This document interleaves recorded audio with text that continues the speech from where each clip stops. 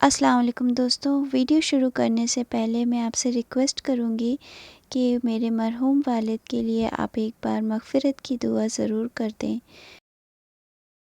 दोस्तों, आज जो रेसिपी मैं आपके साथ शेयर करने वाली हूँ, बनाने में बहुत ही आसान, बहुत कम वक्त में और बग़ैर किसी मेहनत के बस 5 से 10 मिनट में आप इसको बनाकर रेडी कर सकते हैं। और ये पराठे जो हैं वो बहुत ही ज़्यादा टेस्टी बनकर तैयार होते हैं। तो बग़ैर देर किए इसको बनाना शुरू करते हैं। तो इसके लिए हमें सबसे पहले चाहिए हरा प्याज। हरे प्याज को हमने धो के इसको अच्छे से सुखा लिया है और अच्छे से इसको महीन चॉप कर लिया है। तो इस तरह से हमने इसको तैयार करके रख लिया है।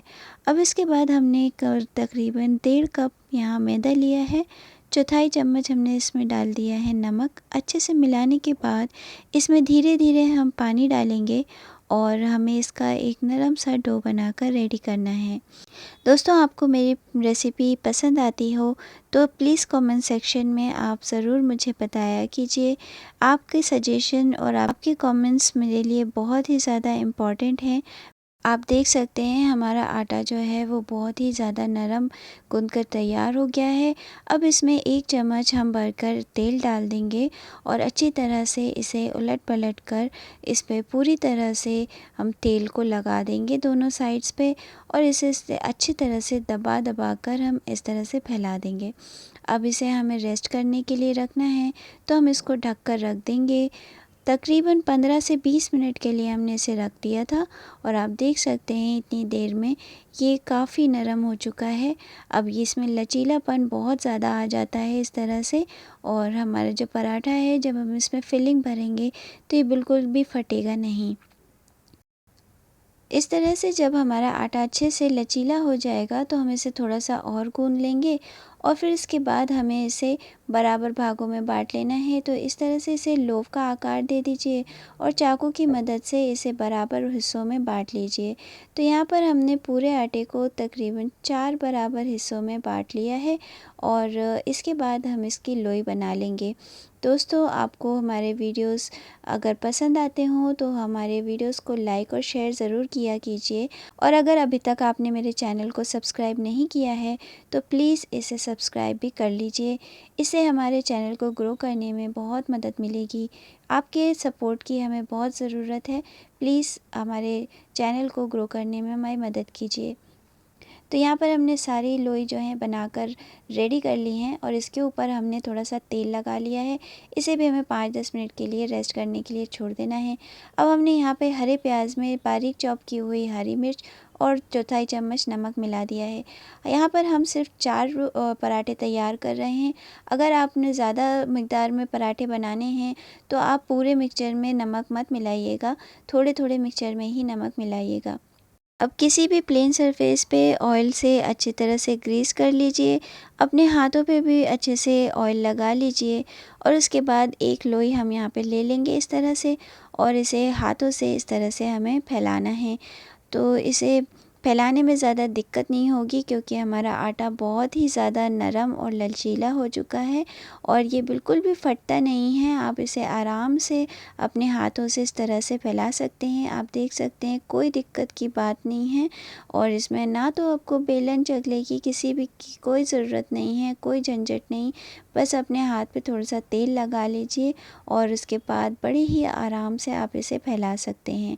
आप देख सकते हैं कि हमारी रोटी कहीं से भी नहीं फटी है और आप इस पे अब आधा चम्मच तेल लेकर इस पे अच्छी तरह से फैला लीजिए और इस वक्त आप इसको और ज़्यादा फैला सकते हैं क्योंकि ऑयल की वजह से ये बहुत ही आसानी से फैल जाती है। अब यहाँ पर हमने थोड़ा सा ले लिया है हरा प्याज और इसे हमें अपनी रोटी पर अच्छी तरह से फैला लेना है और ज़्यादा फिलिंग हमें इसमें नहीं डालनी है, बस इतना कि पूरी सरफेस इसकी ढक जाए। अब दोनों साइड इस तरह से उठाकर हम अंदर की तरफ मोड़ देंगे और फिर दूसरे साइड को उठाकर फिर से हम पहली वाली साइड पे मोड़ देंगे। अब एक कोने को हम इसको पकड़ेंगे और थोड़ा सा खींचकर इसकी लंबाई को बढ़ा देंगे। ये बहुत आसानी से खिंच जाता है और देखिए बिल्कुल भी फटता नहीं है। अब इसे हाथ से थोड़ा-सा बराबर करके आप इसको रोल करना शुरू कीजिए एक साइड से, और रोल करते-करते हम इसे दूसरे एंड तक लेकर आएँगे और दूसरे एंड पर आने के बाद हम दूसरे एंड को नीचे की तरफ पकड़कर इस तरह से टक कर देंगे।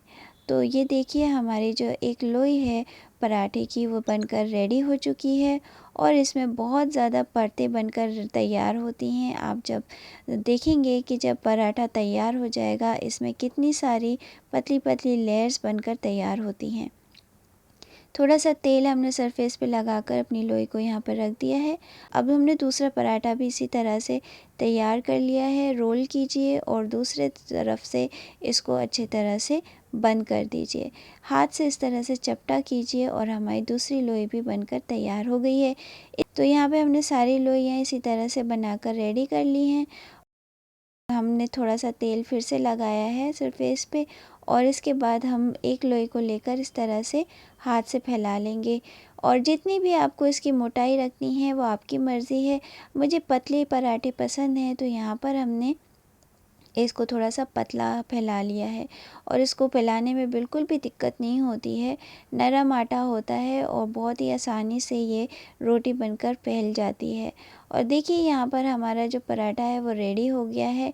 हमने यहाँ पर तवे को अच्छे से गरम करके तैयार कर लिया था और थोड़ा-सा उस पे तेल भी लगा दिया था।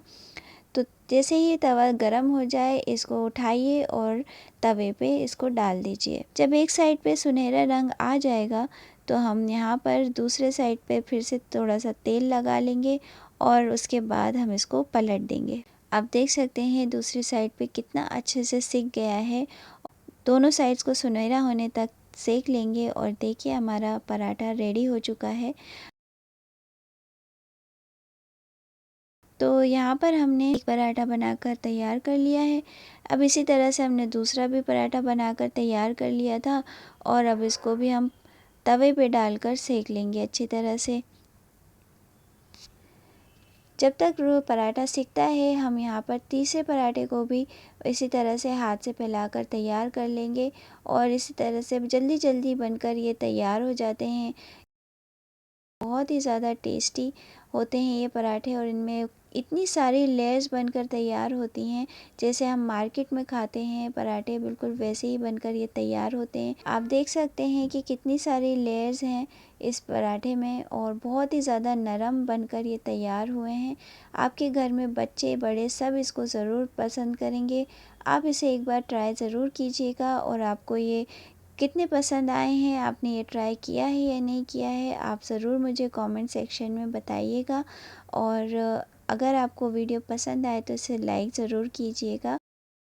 वीडियो को आखिर तक देखने के लिए आपका बहुत बहुत शुक्रिया। अल्लाह हाफ़िज़।